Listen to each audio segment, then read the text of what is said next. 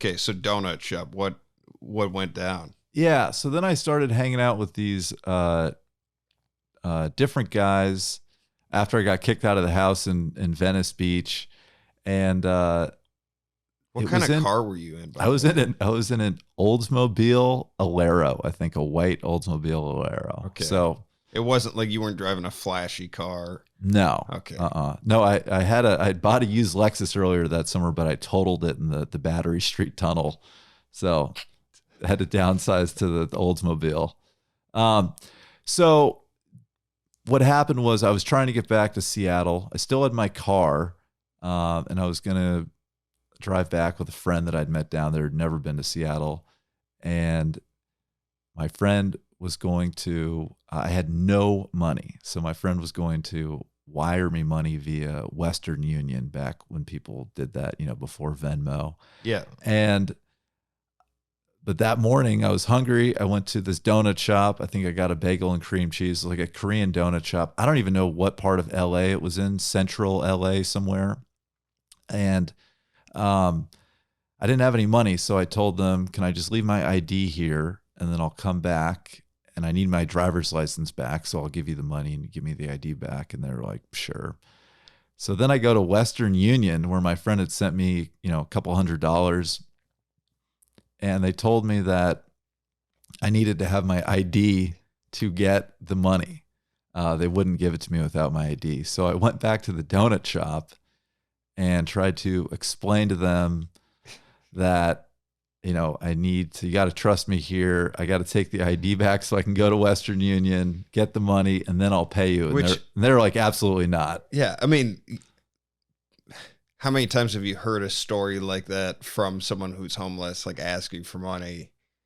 But in your case, it was actually legitimately what was going on. Like, I mean, who knows if I would have gone back and paid them? I mean, there's a possibility I wouldn't have. I didn't have high moral standards when I was manic. It was all about me. But so I start getting in an argument with the woman behind the cashier, and this customer intervenes, and I was just, so enraged that this guy, essentially is getting involved in my business.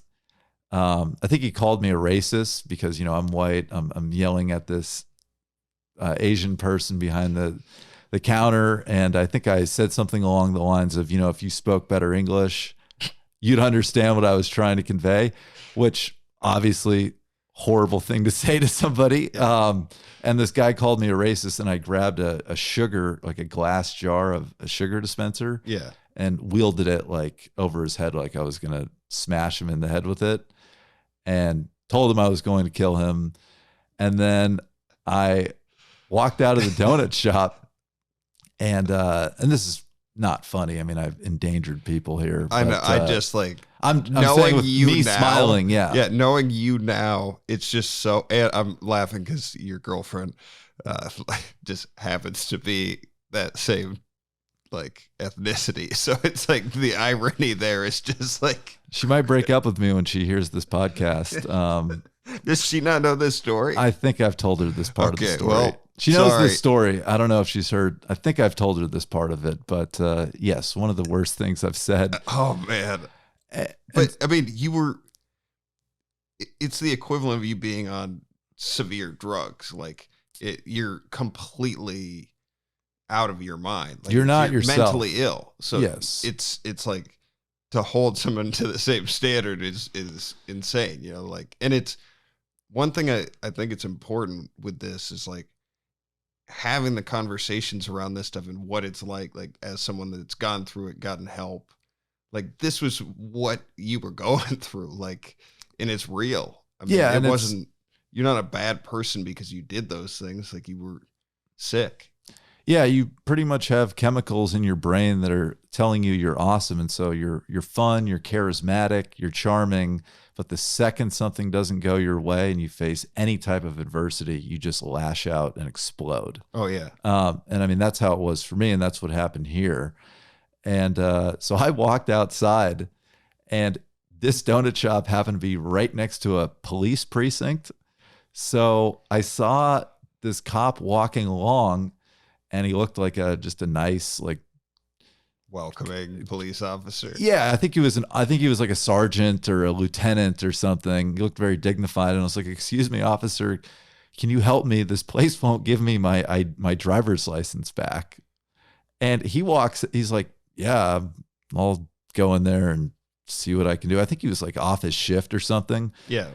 So he walks in there, and then he walks out, and he's like, "Hold on a second." He's like, "You stay right there." Like, is going to detain me because he really walked into the donut shop, and they're like, "That guy's threatening to kill people." Yeah. So he called, I guess they had also, he's like, "I just got a call about you. I didn't realize it was you when you started talking to me."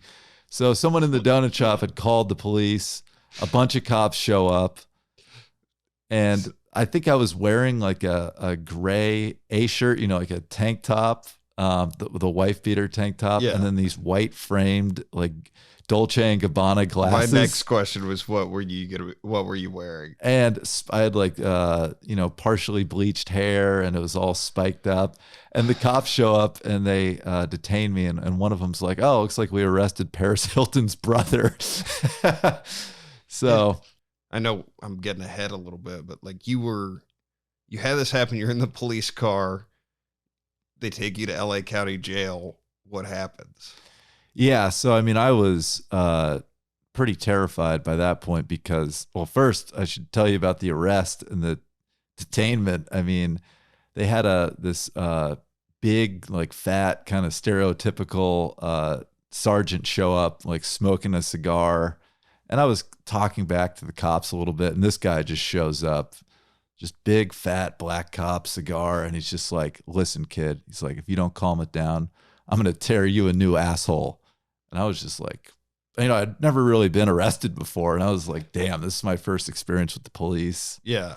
And so I was terrified from that point on, and they put me in this place called the Glass House. I think it's a city-run jail.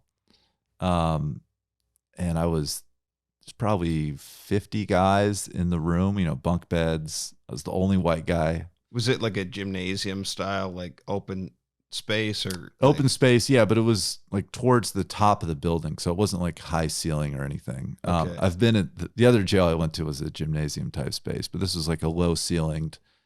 You're the third person on the pod to be an inmate, by the way. So it's really?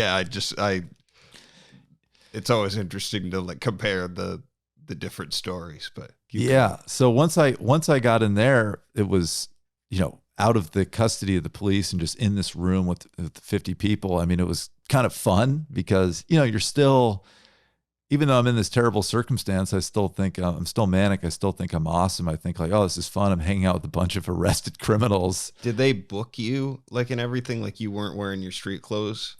Yeah, did they give you different, like a different uniform than everybody else?